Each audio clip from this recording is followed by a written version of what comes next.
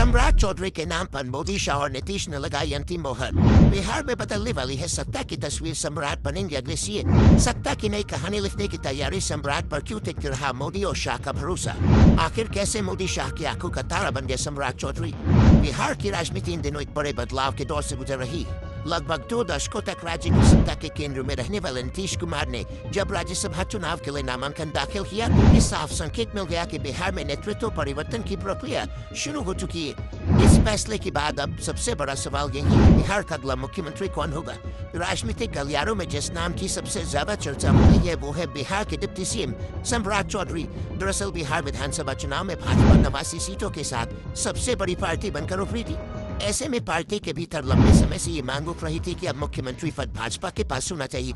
अब जब नीतीश कुमार राज्यसभा की राजनीति की तरफ बढ़ रहे हैं तो भाजपा के लिए अपना मुख्यमंत्री बनाने का रास्ता लगभग साफ नजर आ रहा है। इसी वजह से सम्राट चौधरी का नाम तेजी से आगे बढ़ता हुआ दिखाई दे रहा। सम्राट चौधरी फिलहाल बिहार के उप मुख्यमंत्री हैं और राज्य की राजनीति में भाजपा के सबसे प्रभावशाली चेहरों में गिने जाते हैं। खास बात यह है कि वो कोयरी यानी कुशवाहा समाज से आते हैं, जो बिहार की राजनीति में एक मजबूत सामाजिक आधार माना जाता है। भाजपा राज्य में लंबे समय से सामाजिक समीकरण को संकलित करने की रणनीति पर काम कर रही है। ऐसे में सम्राट चौधरी का चेहरा इस रणनीति में बिल्कुल फिट बैठता है। राजनीतिक विश्लेषकों का मानना है कि अगर भाजपा बिहार में अपना मुख्यमंत्री बनाती है तो सम्राट चौधरी सबसे मजबूत दावेदार साबित होंगे। वो न सिर्फ संगठन में मजबूत पकड़ रखते बल्कि पिछले कुछ वर्षों में उन्होंने भाजपा के प्रदेश अध्यक्ष के रूप में पार्टी को मजबूत करने में अहम भूमिका निभाई।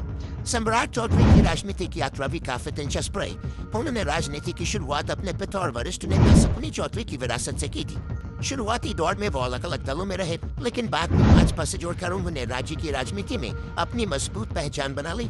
भाजपा ने भी उन्हें लगातार अहम जिम्मेदारियां दी और अंततः उन्हें बिहार का उप मुख्यमंत्री बनाया।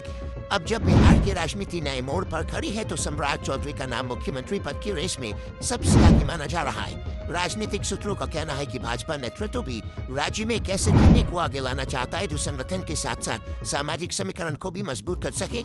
इस पूरे घटनाक्रम के बीच केंद्रीय गृह मंत्री अमित शाह की भूमिका भी काफी अहम मानी जा रही।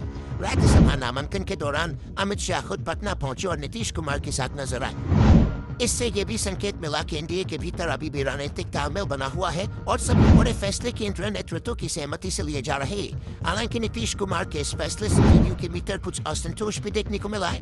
खबरें सामने आई है कि कुछ कार्यकर्ताओं ने पार्टी कार्यालय में नाराजगी भी जाहिर की, लेकिन इसके बावजूद एनडीए के भीतर राजनीतिक समीकरण फिलहाल स्थिर नजर आ रहे हैं। नीतीश कुमार ने नामांकन के बाद एक भावुक संदेश भी दिया जिसमें उन्होंने बिहार की जनता का धन्यवाद किया।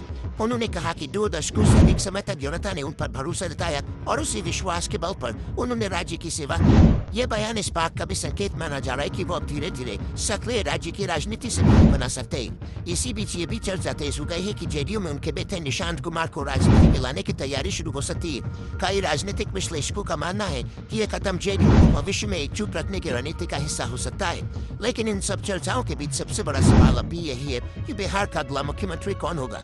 अगर मौजूदा राजनीतिक हालात पर नजर डाले तो सम्राट चौधरी का नाम सबसे आगे दिखाई देता है। भाजपा के भीतर उनकी स्वीकार्यता मजबूत है और सामाजिक समीकरण के लिहाज से भी वो पार्टी के लिए एक मजबूत विकल्प बन सकते हैं। इसके अलावा ये भी माना जा रहा है कि भाजपा अगर बिहार में ये नया नेतृत्व स्थापित करती है तो आने वाले लोकसभा और विधानसभा चुनाव को ध्यान में रखकर फैसला लेगी।